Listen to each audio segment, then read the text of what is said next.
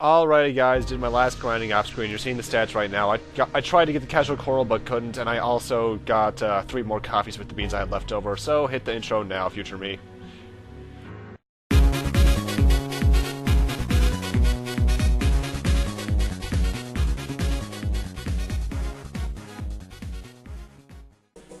Hello everyone and welcome back to Let's Play Mario and Luigi Superstar Saga. In the last part we pretty much got the okay to go to the final dungeon of the game. And like I mentioned a little part before the intro, I made 3 more coffees. So now that's essentially the last stat boost we're getting there now from level ups. Anyway, let's talk to Bowletta and head on up to the final dungeon. I would voice him, but I honestly forget what his voice was. I think he was Excalibur from Soul Eater.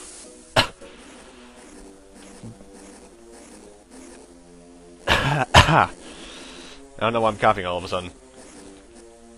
But I gotta say, this final dungeon has kick-ass music. It reminds me of, I forgot to go to get those items. Okay, then. Oh, great Bowletta, the Mario Brothers who I hate are coming this way. Bah, no matter, they'll never make it here. Koopalings, your time has come. And in what was actually their first appearance since Mario World, I believe, the Koopalings are back! Though, mind you, for us, it's been like, what, a month? Considering this is the second Mario game I'm doing. Anyway, first new enemy of Bowser's Castle is the Gunner guys. They are deceptively hard to dodge. Their only attack is another shy guy in camo brings them forward and then fires them. And that's the only time I've ever actually dodged them, because these guys are actually rather calm enemies.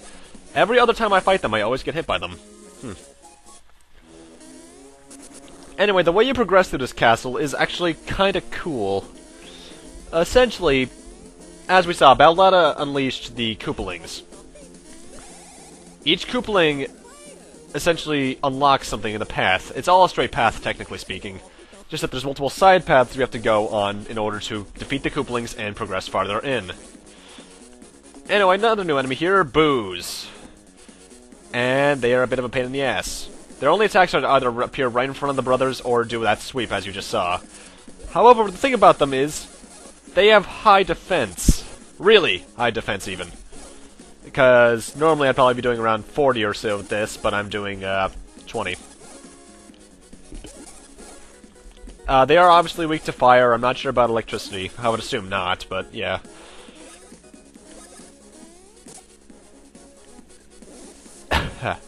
It's also here that I'd like to mention very late in that the lucky hits, I forgot to mention this until right now, I know. But the lucky hits do not ignore defense. I know in a lot of other games criticals ignore defense, but in this one they don't. Because as we'll see coming up here, I do a lucky hit against one of these boos and it only does 4 damage. I think. Doesn't it? I think so. Yep.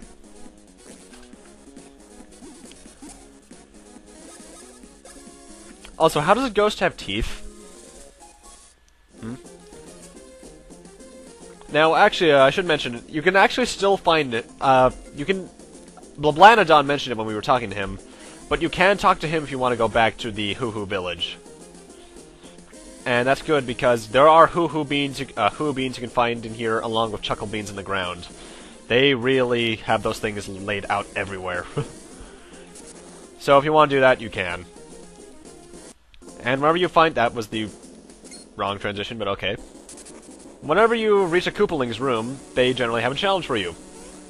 Of some sort. Like Iggy here, rather. By the way, I should mention, I think you fight them in the exact same order you fight them in World.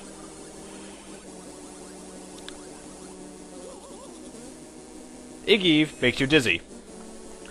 And when you're dizzy, your controls are reversed. I'm holding right now I'm holding left. You can't jump on doing so, and the only challenge about this, besides the reverse controls, is hitting this fire. I'm not sure what happens if you do, because I don't. It's overall really easy.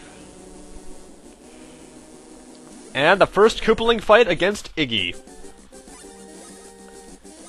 Iggy has around 550 HP, I believe. And like many other bosses, he's susceptible to lowering defense via Thunder Bros. He only has 2 attacks. He can either spin and make it and do something with that, but I'm not sure because he doesn't do it, because I just, you know, guides. And then he spits fireballs, which you can actually... He can do either one fireball or multiple, and you can deflect them back at him to do damage. Good amount of damage, too, all things considered.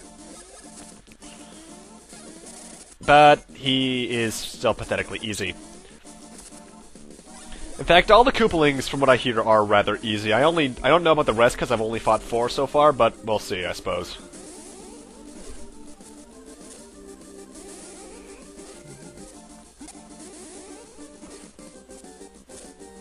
You know, while I love the game's boss music, I kind of wish the Koopalings got their own unique boss theme. Even if it was just a remix of the World's Boss Against Bowser theme, but still, that would have been cool. Anyway, for defeating Iggy, you get a max mushroom. In fact, you get a lot of good items for beating each Koopaling. And I think every time you beat one, you get a full recovery. I'm not sure about that, but I think you do. And next up, going by world, is Morton. His room is rather long compared to the last one, actually. Mostly because it has a couple new enemies. First off, Magic Koopas. Magic Koopas are actually really annoying enemies. First off, they can heal themselves, and enemies that heal themselves is never a fun thing. Especially when they can heal around 50. Another attack is to create a ring of fire, which is deceptively hard to dodge. There's another variation of it that goes through both brothers once, but it's much easier to dodge in my opinion.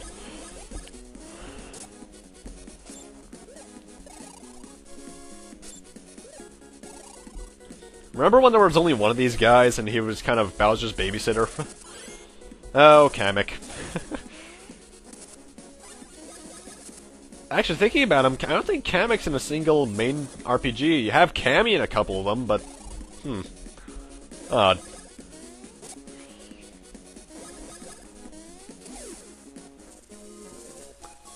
Also, the fights in here give a lot of good experience. And the next new enemy is the Hammer Brother, who looks really angry. As their name would suggest, their only attack is to throw hammers at you. However, they have multiple arcs they can throw it in. And it's still kind of hard to time, because you actually have to hit it before it hits the brother, well, obviously. But there's like a certain point where you can hit the hammer first, and it's really kind of picky. Like that. Though it's easy to get used to.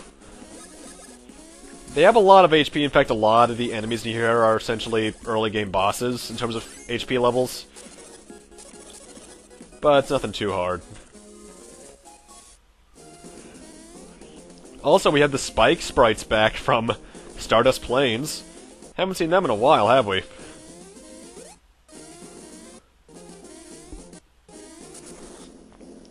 And now we have these things back again for the first time since, I think, Stardust Plains even. We haven't seen these things in a while, have we? What were they called? Bike blocks? I'm not sure.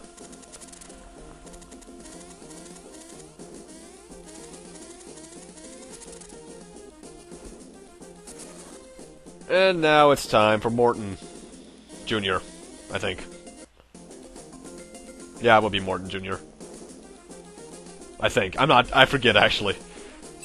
Either way, I think it's the Kiss lookalike. And his entire thing with this room is that he causes shockwaves, which are fairly easy to dodge. Just jump over them in sequence. And then you get to him, who has 500 HP. He has 2 attacks as well. One of them is still the fireball attack that Iggy had. In fact, I think they all have that, more than likely.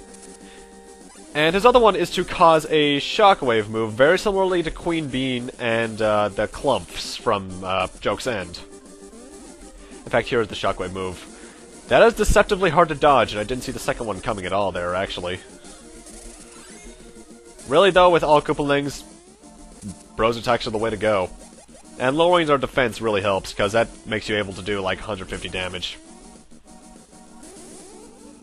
Really, if anything, you can best classify the Koopalings as mini-bosses. Then again, they're essentially just cameos, because you haven't seen them since World at this point, which was, I think, 13 years. And then they came up in New Mario Wii, and they have not disappeared since.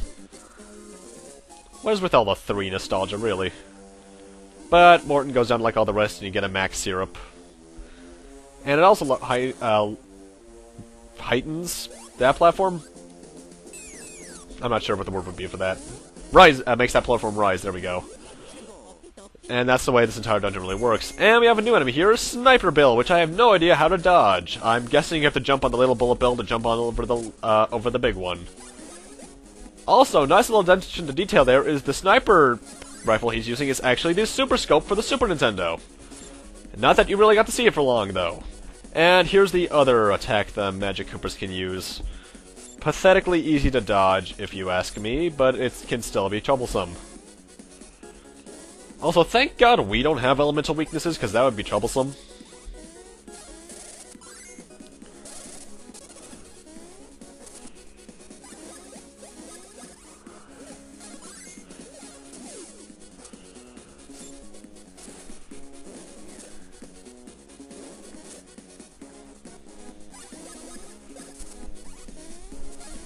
Actually, I just realized, was the Game Boy Advance SP out by this?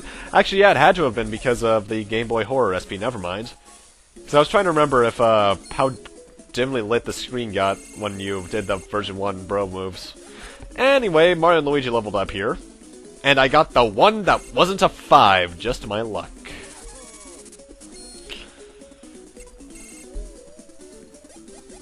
Yeah, it's around this point that a lot of our stats just start reaching over 100. In fact, I wouldn't be surprised if we reach level 43 or 44 by the end of the dungeon. I would hope so, at least, because I hear the final boss is really hard.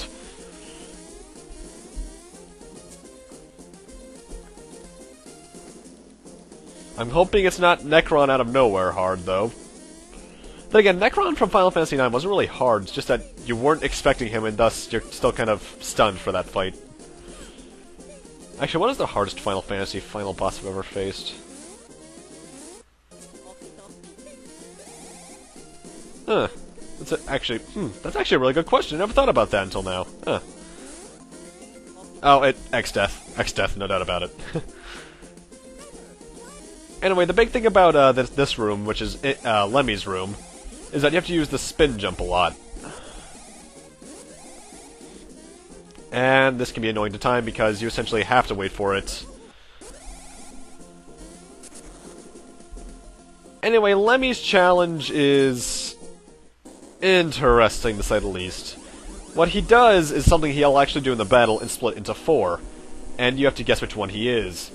He's the one that technically appears first, but they all appear in such quick succession that it's kind of hard to tell. That takes me about 2 minutes to find. And now it's time for the battle against Lemmy. He has 380 HP. Well, it doesn't seem like much, in fact it really isn't, because I think I do a good fifth of that right here. Yeah, just about. The main thing about his attacks is that, like I mentioned, he splits into 4. He also has the fireball attack. And the only way you can tell which one's the real one is the one that takes damage, although all the others are technically Goombas.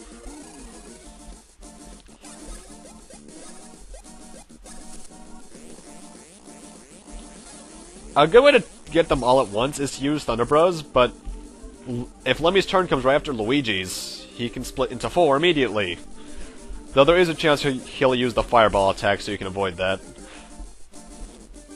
Also, I got lucky and it did nothing. What the hell?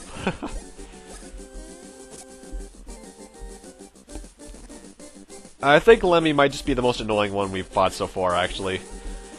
Although, you can also tell which one's the real one because he's one that actually attacks. The Goomba ones do nothing.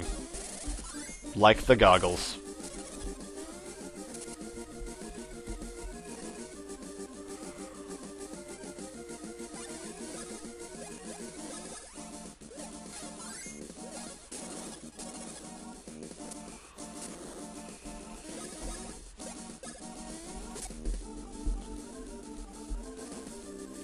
Luckily, though, they did give Lemmy lower HP, like I mentioned, just due to the fact that this can be a rather long and drawn-out fight.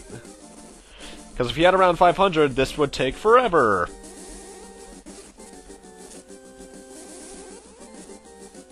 Thankfully, not as long as it took to, get Earthbound on a virtual console. Seriously, what the hell, Nintendo? That took far too long. Unlike this boss fight! Oh, but no, we got a max syrup for Lemmy, we got, max nut for Morton. And with that causes a fountain, so you can tell what we're going to have to do to that fire. But with that, I'm going to need to end this off here. thank you guys for watching. Rate, comment, subscribe, all that kind of stuff.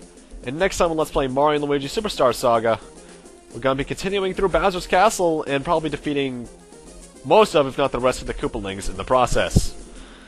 See you guys then.